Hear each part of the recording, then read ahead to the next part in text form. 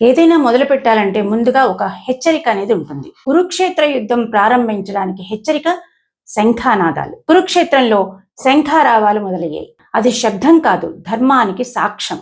అప్పటి నుండి ప్రపంచ చరిత్రే మారిపోయింది. ఈరోజు అర్జున విషాద యోగంలో 15వ శ్లోకం తెలుసుకుందాం.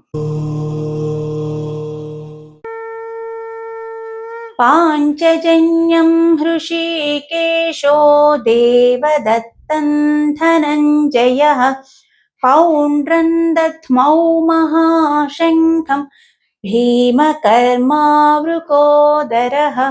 ఈ శ్లోకానికి అర్థం ఏంటంటే, కృష్ణుడి పాంచజన్యం మోగిన క్షణము అధర్మం గుండెల్లో గుబులు మొదలైంది. అర్జునుడి దేవదత్తం మోగగానే కురుక్షేత్రం కంపించిపోయింది. భయంకర కార్యాలు చేసేటువంటి భీముడు పౌండ్రను ఊదగానే శత్రువుల హృదయాల్లో భయాన్ని రేకెత్తించింది. ఈ శంఖానాదాలతో ధర్మం యుద్ధము అధికారికంగా ప్రారంభమైంది అని దీని భావం. ఇప్పుడు శ్లోకాన్ని 4 పాదాలుగా విభజించి ప్రతి పాదాన్ని 2 సార్లు చెప్తాను. రెండోసారి మీరు కూడా నాతో పాటే పలకండి. పాంచజన్యం హృషీకేశో, పాంచజన్యం హృషీకేశో దేవదత్తం ధనంజయః. దేవదత్తన్ తర్వాత వచ్చినటువంటి అక్షరము ధ, కాబట్టి ఇక్కడ అనుస్వరము నకారంగా పలకాలి. దేవదత్తం ధనంజయః పౌండ్రం దద్మౌ మహాశంఖం. పౌండ్రన్ తర్వాత వచ్చిన అక్షరము దా వచ్చింది కాబట్టి ఇక్కడ కూడా అనుస్వరము నకారంతో పలకాలి. పౌండ్రం దద్మౌ మహాశంఖం భీమకర్మావృకోదరః. లాస్ట్ లో విసర్గ క్లియర్ గా వినిపించాలి. భీమకర్మావృకోదరః. ఇప్పుడు 2 పాదాలు కలిపి పాడదాం. పాంచజన్యం హృషీకేశో దేవదత్తం ధనంజయః.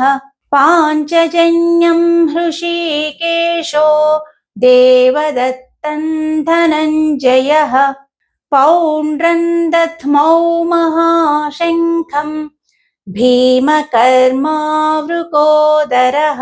పౌండ్రం దద్మౌ మహాశంఖం భీమకర్మావృకోదరః. ఇప్పుడు అందరం కలిసి మొత్తం శ్లోకాన్ని ఒక్కసారి పాడదాం. పాంచజన్యం హృషీకేశో దేవదత్తం ధనంజయః పౌండ్రం దద్మౌ మహాశంఖం భీమకర్మావృకోదరః. ఈ శ్లోకం మనకి చెప్పేది, కురుక్షేత్రానికి ముందు శంఖం మోగినట్లు మన జీవితంలో పెద్ద నిర్ణయాలు తీసుకునే ముందు మన అంతరాత్మ హెచ్చరిస్తుంది.